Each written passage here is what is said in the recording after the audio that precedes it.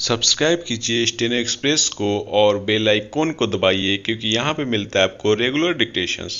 तो दोस्तों, कैसे हैं आप सब। स्वागत है आपका अपने यूट्यूब चैनल स्टेनो एक्सप्रेस में। आज हम लोग पुनः रामधारी गुप्ता खंड 2 की सीरीज जारी रखेंगे, जिसमें हम लोग आज अभ्यास 4 लिखेंगे, जो कि 85 WPM की स्पीड से होगा।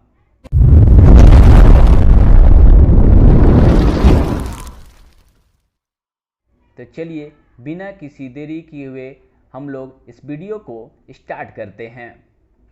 तो डिक्टेशन स्टार्ट होगा 5 सेकेंड्स बाद। 5, 4, 3, 2, 1। महोदय, कोसी नदी, जिसे शोक और दुख का सूचक माना जाता है, इस वर्ष फिर अपने प्रकोप से महान हानि का कारण बनी। अब इस नदी पर काबू पाने और इसकी उपद्रवी लीला समाप्त करने के लिए भी योजना तैयार हो गई है। इस योजना की रूपरेखा तैयार हो चुकी है और निर्माण का काम हाथ में लिया जा चुका है। आशा है इस योजना के निर्माण से बड़े पैमाने पर जनसाधारण को सेवाएं उपलब्ध होंगी।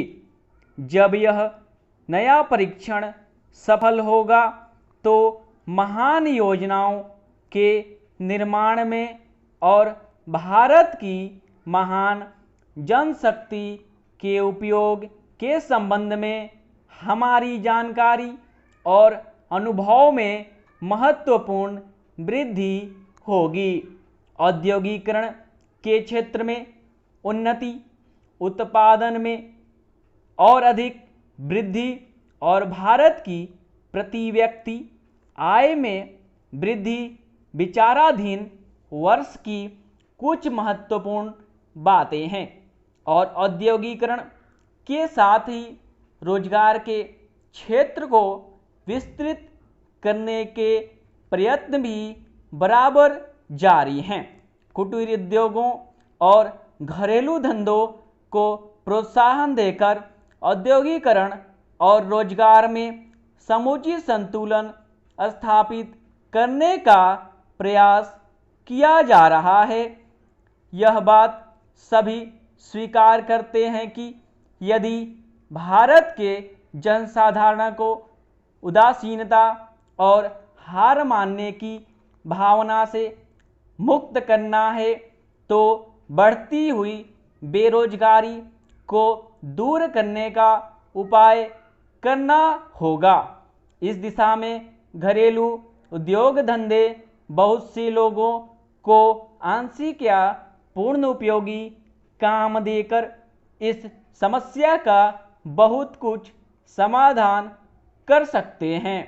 इसीलिए पंचवर्षीय योजनाओं में पुराने घरेलू उद्योगों को पुनर्जीवित करने और चालू कुटीर उद्योगों को प्रोत्साहन देने की व्यवस्था की जा रही है।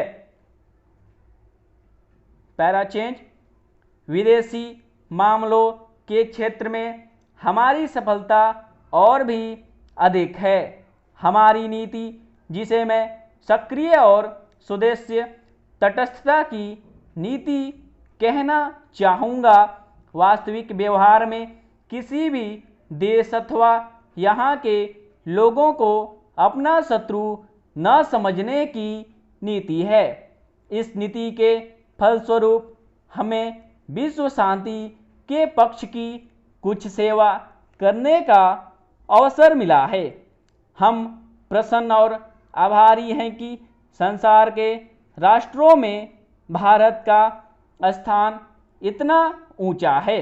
इंडोचीन निरीक्षण और नियंत्रण अंतर्राष्ट्रीय आयोग की अध्यक्षता हमने स्वेच्छा से स्वीकार की है और हमारे नागरिक यथासंभव उस दिशा में शांतिपूर्ण निर्वाचन संबंधी समस्याओं का सामना कर रहे हैं।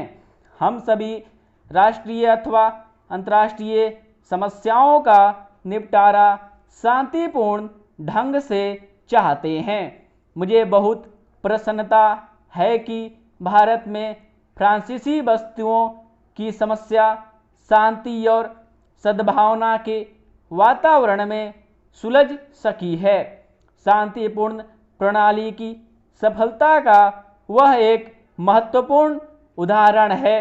दुर्भाग्य से भारत में पुर्तगाली बस्तियों की ऐसी ही समस्या को सुलझाने की प्रगति नहीं की जा सकी। मैं आशा करता हूं कि पुर्तगाल इन बस्तियों में रहने वाले लोगों के स्वाधीनता के अधिकार को स्वीकार करेगा और फ्रांस और ब्रिटेन की सरकारों का अनुसरण करेगा। जैसे ही यह वर्ष समाप्त हो रहा है, हम अपने सबसे निकट के पड़ोसी पाकिस्तान के साथ अपने संबंधों में अपने सुखद परिवर्तन देखते हैं। पाकिस्तान के लिए हमारे हृदय में सदैव से पूर्ण सद्भावना और शुभकामनाएं हैं।